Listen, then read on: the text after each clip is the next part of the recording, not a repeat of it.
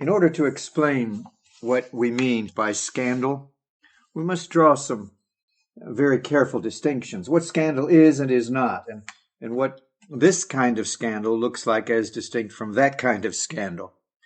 And by patiently working through these distinctions, we'll end up with greater clarity and precision in how exactly we should understand scandal. Number one, offending is not the same as displeasing.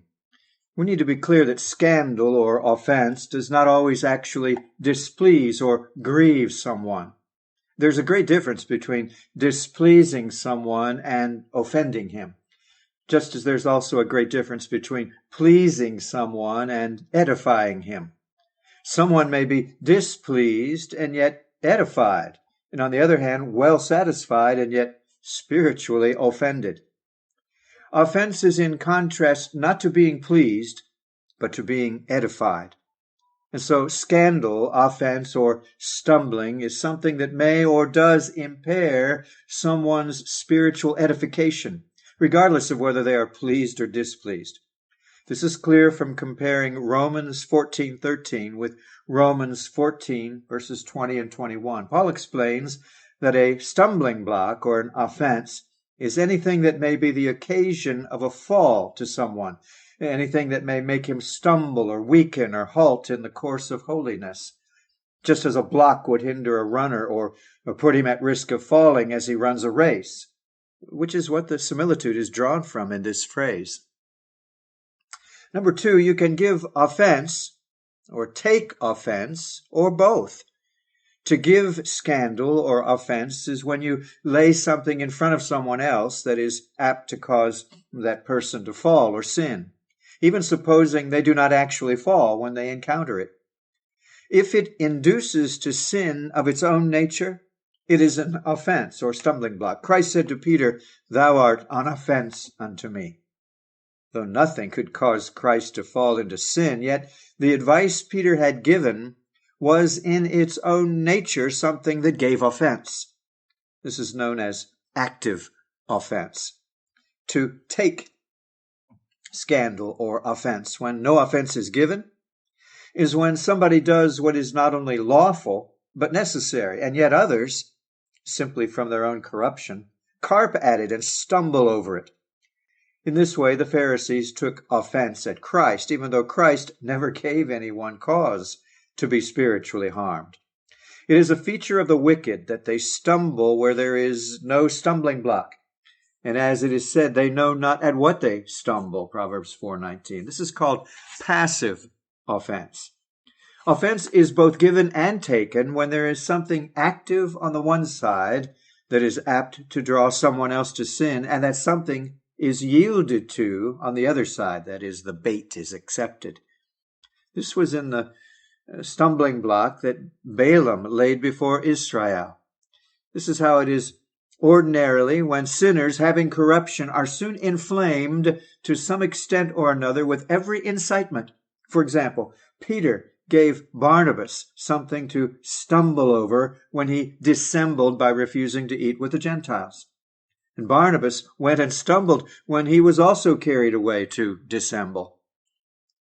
It is active offense or active scandal that we are really looking at here. It is, in short, any deed or word that in itself is apt to make someone else sin or to weaken him in his spiritual course, either in respect of life or comfort, irrespective of whether the person actually stumbles or whether the speaker or doer actually intends offense. In all of this, we are to understand that one act may be offensive in many considerations, just as one deed may be sinful in many ways. Number three, some offenses are in doctrine, others are in practice. There are doctrinal offenses and there are practical offenses. Doctrinal offenses are such as flow from matters of opinion in which people vent some untruth and so lay a stumbling block before others. This is to break a commandment, the commandment against falsehood, and to teach others to do so. Sometimes this also overlaps with matters of practice, that is, when a corrupt practice is defended by false doctrine as the Nicolaitans attempted to do. Scandal in practice without any doctrinal defense is when doctrine is kept pure and yet a person falls into some practice that of itself, without any verbal expression, induces others to sin. David's adultery was a scandal in this way, and so also was the fault of the priests, who made the people to stumble at the law in Malachi 2, 7 and 8. In this way, every public or known irregular action is offensive, because it gives a bad example to others, or otherwise influences them in a way that provokes them to some sin. Number 4, some things are inherently offensive. Others are offensive because of their circumstances. We may distinguish offenses according to their matter. Some offenses are in matter that are simply sinful in themselves, and also have sins following on them. All errors and public sinful practices are offensive in this way. Some matters are sinful not simply in themselves, yet they have the appearance of evil. Dangerous and doubtful expressions in doctrine that have been or often are abused, and also practices not in keeping with the honesty and good report that a Christian ought to study, are offensive in this way. David would not take the name of idols in his mouth, because others paid them reverence, Psalm 16:4. In this way, he avoided giving offense through the appearance of evil in the theological language he used. However, Peter's dissimulation and withdrawing from the Gentiles in Galatians 2 was an example of practices that are out of harmony with holiness. His actions appeared to strengthen the opinion of those who insisted on keeping up the difference between Jew and Gentile. For the same reason, Paul would not circumcise Titus, Galatians 2:3, and he condemned eating in temples devoted to idols. Some offenses are in matters that are otherwise lawful and indifferent, though not necessary. For example, in the early church, eating or abstaining from specific foods or from what was offered to idols was indifferent when it was done in the house of a heathen, and so was sometimes lawful. But it was not indifferent when it was done in the temple of an idol, because that gave the appearance of condoning evil, as if the person who ate the food had some respect for the idol. Nor was it indifferent if any weak brother was at the table in the house, because it would grieve him. It is these last two, and more especially the third, that are directly to do with the doctrine of offenses, as the offense arises from circumstances to do with the thing, such as time, place, person, and manner, rather than from the deed considered in itself. Number 5, some offenses are unintentional. Some are caused despite intending to do good. We may distinguish offenses in respect of the intention of the person who acts. Some things that may be offensive given the circumstances may yet not be perceived to be offensive by the person who gives offense by them. This was the case with the offense that Peter laid before Christ. Alternatively, sometimes the person may intend to do good to someone else, yet may offend and cause him to stumble. For example, Eli intended his sons good, but really, by his too gentle reproof, he caused them to stumble by confirming them in their wickedness. Similarly, some by untimely reproofs or censures, and indeed also by misplaced commendations, may in fact make other people worse, even though they intend the opposite. Number 6, offense is caused not so much by acts themselves as by the manner in which they are done.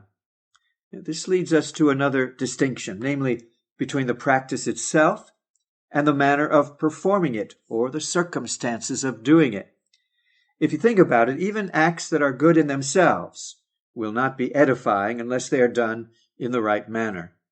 Thus, a good act will not keep off offense if it is not done tenderly, wisely, and so on. We often find that circumstances of times, persons, places, manner, and so on have a huge influence on offense. It is not offensive to pray or to preach, for example, but at some times such as before an idol or on a holy day, praying or preaching may well be offensive. And then number 7, there are offenses of omission and offenses of commission.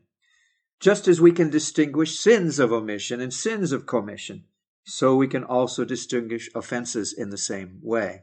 For example, some people give offense when they take an oath, but they do it lightly, or pray but do it irreverently. Others give offense when they do not pray at all, for neglecting prayer fosters profanity, such as irreverence in prayer does. Presumably for this reason, Daniel wanted to open his window, in case he would be thought to have stopped praying. Note that you do not guard against an offense of omission only by doing what is your duty, unless you are also doing it appropriately in a way that is fitting. This is called the holding of the testimony, Revelation 6:9. It is mainly that this is edifying to others when the light of holiness shines. When the light of holiness is veiled to any extent, to that extent our neighbors have darkness to walk in. And in that way it is to them an occasion to stumble because we are not holding out the light to them. But still, this holding of the testimony has to be done without affectation, that is, pretentious behavior. But still, as I said, this holding has to be done without affectation or ostentation, that's too much display to attract attention, lest a new offense follows on it. Number 8, some offenses are upsetting, others are flattering. Yes, some offenses contradict and oppose the graces of God's people, and these make them sad. Some offenses foster corruptions, and these are too pleasing. In this way, soft reproofs, corrupt advice, and flatteries provide many people with things to stumble and fall on. Number 9, some offenses are indirect, others are direct. Some offenses may be called indirect, for example, when a person commits them in their own private life, such as in their way of eating or drinking and living. Because this person lives quietly and out of the public eye and is not involved with anyone who stumbles due to his behavior, the offense they cause is indirect. However, some offenses are more direct. That is, they flow from how people act in their public behavior or in the way they interact with others, where the inducement to offend is more direct. And number 10, offenses differ in the manner of causing hurt.